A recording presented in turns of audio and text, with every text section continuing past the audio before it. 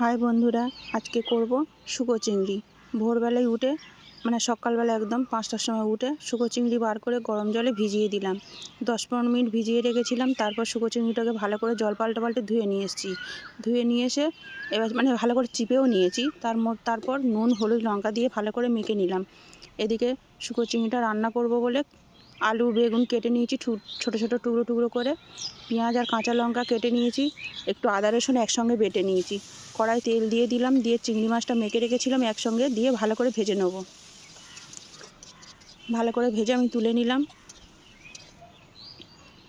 তারপর ওই কড়াই আরেকটু তেল দিয়ে দিলাম, দিয়ে একটু গোটা জিরে, শুকনো লঙ্কা, তেজপাতার ফোড়ন দিয়ে দিলাম। ফোড়নটা একটু ভাজা হয়ে যেতেই পেঁয়াজ আর কাঁচা লঙ্কাটা একসঙ্গে দিয়ে দিলাম।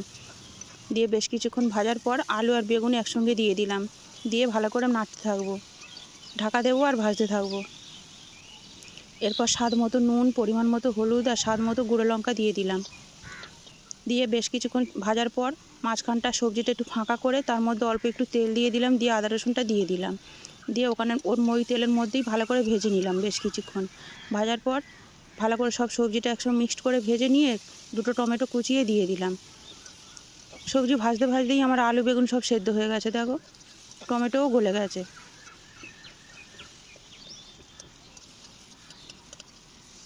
অল্প করে এবার জল দিয়ে দিলাম, ওই জলটাই শুকনো করে নেব। কিছুক্ষণ ফোটার পর যে ভাজা চিংড়িটা আমি রেখেছিলাম সেই চিংড়ি ভাজাটা দিয়ে দিলাম, শুকো চিংড়িটা দিয়ে দিলাম ভাজা। দিয়ে একদম পুরো শুকনো করে লাবিয়ে নিলাম।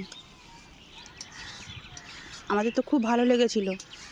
তোমাদের রান্নাটা ভালো লাগলে লাইক, কমেন্ট, শেয়ার ও সাবস্ক্রাইব করো। সবাই পাশে থেকো।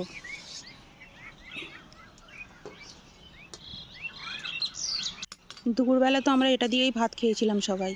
যাই হোক, রান্নাটা ভালো লাগলে লাইক, কমেন্ট, শেয়ার ও সাবস্ক্রাইব করো। সবাই পাশে থেকো।